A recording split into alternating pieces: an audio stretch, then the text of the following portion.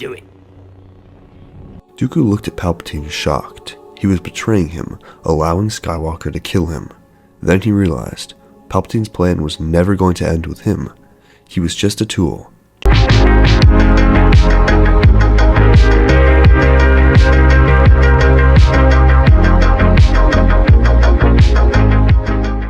Hey guys, in this fanfiction, we'll be exploring the what-if scenario. What if Anakin spared Dooku at the start of Revenge of the Sith? Be sure to like, subscribe, and without further ado, this is where the fun begins. This story begins near the end of Anakin and Dooku's battle on the Invisible Hand. But as Anakin disarmed Dooku and held the lightsabers to his neck, a surprising turn of events occurred. Good, Anakin, good. Kill him. Kill him now. I shouldn't. Do it.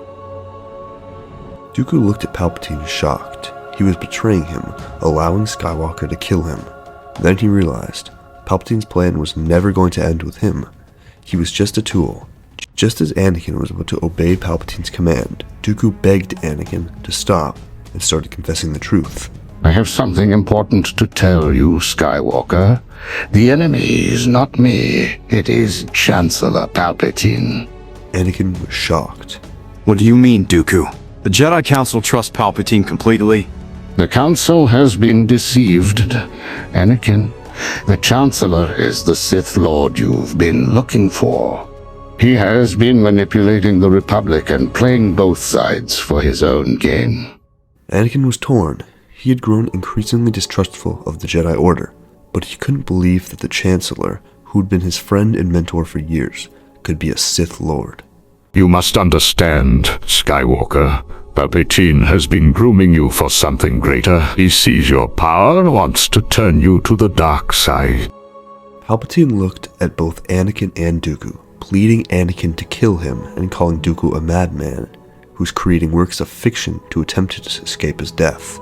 The fate of the galaxy rests in your hands. Will you let Palpatine continue his reign of terror, or will you bring balance to the Force? Anakin thought long and hard about his next move. He realized that the truth was more important than loyalty to any one person or organization.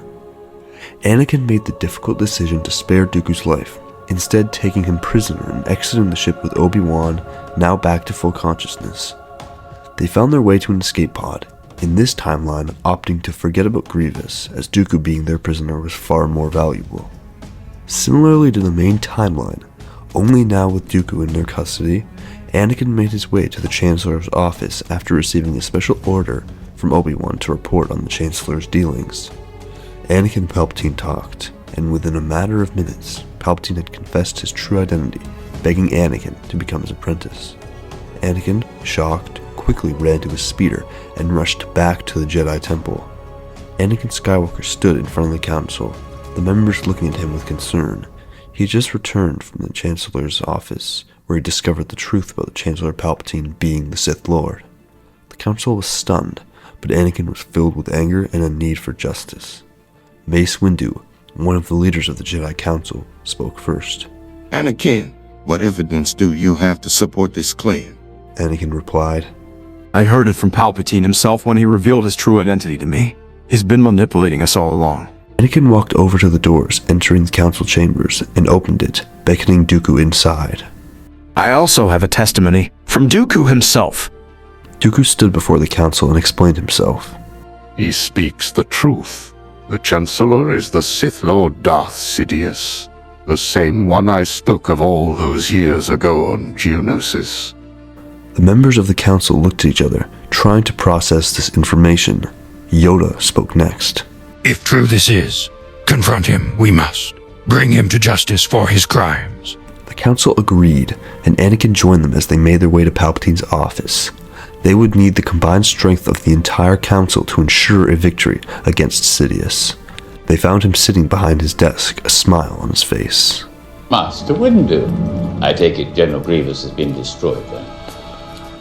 I must say you're here sooner than expected.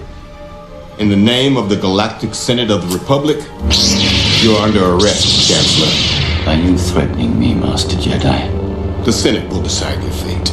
I am the Senate. Not yet.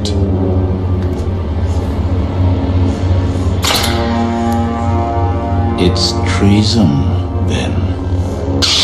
With a flick of his wrist, Palpatine unleashed a blast of Force lightning, striking the Jedi Council. Anakin leapt into action, his lightsaber ignited, as he tried to block the attack and protect his friends. The two engaged in a fierce duel, with the rest of the Council soon joining in.